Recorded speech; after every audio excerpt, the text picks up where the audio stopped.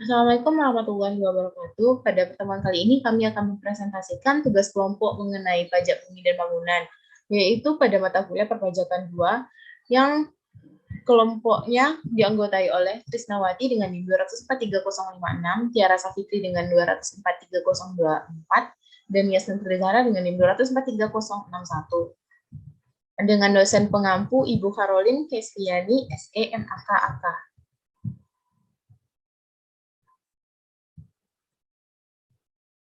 Presentasi ini berisi tentang Peraturan Daerah Kota Solo Nomor 6 Tahun 2013 tentang pajak bumi dan bangunan, pedesaan dan perkotaan atau yang disingkat dengan PBB P2. Pengertiannya ialah menurut pasal 1, pajak bumi dan bangunan, pedesaan dan perkotaan adalah pajak atas bumi dan atau bangunan yang dimiliki, dikuasai dan atau dimanfaatkan oleh orang pribadi atau badan untuk sektor perkotaan, kecuali kawasan yang digunakan untuk kegiatan usaha, perkebunan, perhutanan, dan pertambangan. Baiklah, selanjutnya akan dilanjutkan oleh Tiara Safikri.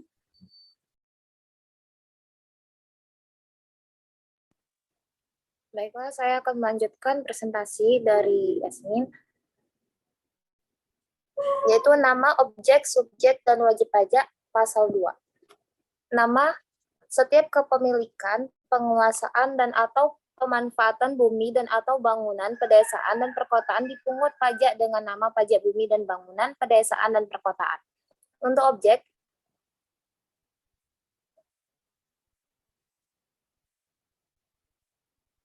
objek, pajak bumi dan bangunan, pedesaan, dan perkotaan adalah bumi dan atau bangunan yang dimiliki, dikuasai, dan atau dimanfaatkan oleh orang pribadi atau badan, kecuali kawasan yang digunakan untuk kegiatan usaha perkebunan, perhutanan, dan atau pertambangan. Adapun objek pajak yang tidak dikenakan pajak bumi dan bangunan, pedesaan, dan perkotaan adalah objek pajak yang pertama digunakan oleh pemerintah provinsi dan daerah untuk penyelenggaraan pemerintahan. Yang kedua, digunakan semata-mata untuk melayani kepentingan umum di bidang ibadah, sosial, kesehatan, pendidikan, dan kebudayaan nasional yang tidak dimaksudkan untuk memperoleh keuntungan. Yang ketiga, digunakan untuk kuburan, peninggalan purbakala, atau yang sejenis dengan itu.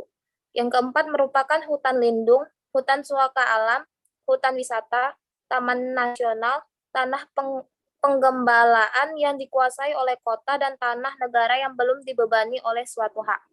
Yang kelima, digunakan oleh perwakilan diplomatik dan konsulat berdasarkan asas perlakuan timbal balik, dan yang terakhir digunakan oleh badan dan perwakilan lembaga internasional yang ditetapkan dengan peraturan Menteri Keuangan.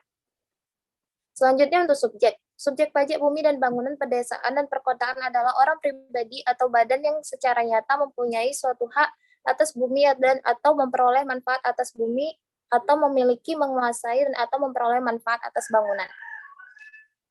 Selanjutnya wajib pajak. Untuk wajib pajak bumi dan bangunan, pedesaan, dan perkotaan adalah orang pribadi atau badan yang secara nyata mempunyai suatu hak atas bumi dan atau memperoleh manfaat atas bumi dan atau memiliki, menguasai, atau memperoleh manfaat atas bangunan. Selanjutnya nilai jual objek pajak atau NJOP pasal 3. Besarnya nilai jual objek pajak tidak kena pajak atau NJOP TKP ditetapkan sebesar 10 juta rupiah untuk setiap wajib pajak.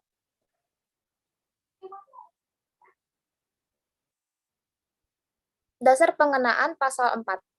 Yang pertama, dasar pengenaan pajak bumi dan bangunan, pedesaan, dan perkotaan adalah NJOP. Yang kedua, besarnya NJOP sebagaimana dimaksud pada ayat 1 ditetapkan setiap 3 tahun, kecuali untuk objek pajak tertentu dapat ditetapkan setiap tahun sesuai dengan perkembangan wilayahnya.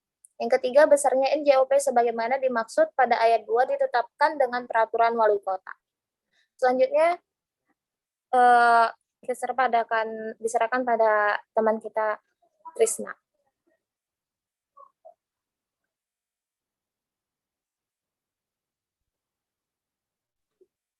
Baiklah, saya akan melanjutkan presentasinya, yaitu tarif pajak dan cara perhitungan pajak pasal 5. Yang pertama, tarif pajak bumi dan bangunan, pedesaan, dan perkotaan ditetapkan sebesar 0,1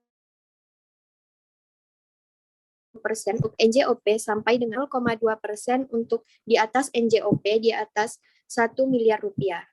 Yang kedua, besarnya pokok pajak bumi dan bangunan pedesaan dan perkotaan yang terutang dihitung dengan cara mengalihkan tarif sebagaimana dimaksudkan dalam ayat 1 dengan dasar pengenaan pajak sebagaimana dimaksudkan dalam pasal 4 ayat 1 dikurangi nilai jual objek pajak tidak kena pajak sebagaimana dimaksudkan dalam pasal 3.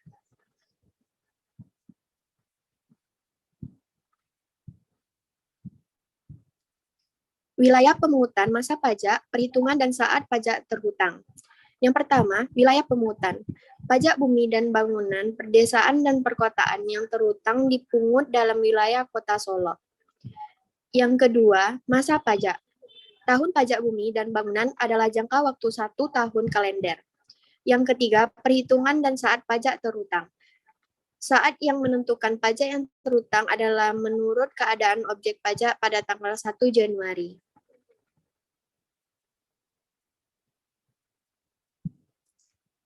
Kemudian tata cara pemungutan pasal 10. Yang pertama, pemungutan pajak dilarang diborongkan. Yang kedua, setiap wajib pajak membayar pajak terhutang berdasarkan SPPT. Sekian presentasi dari kelompok kami. Assalamualaikum warahmatullahi wabarakatuh.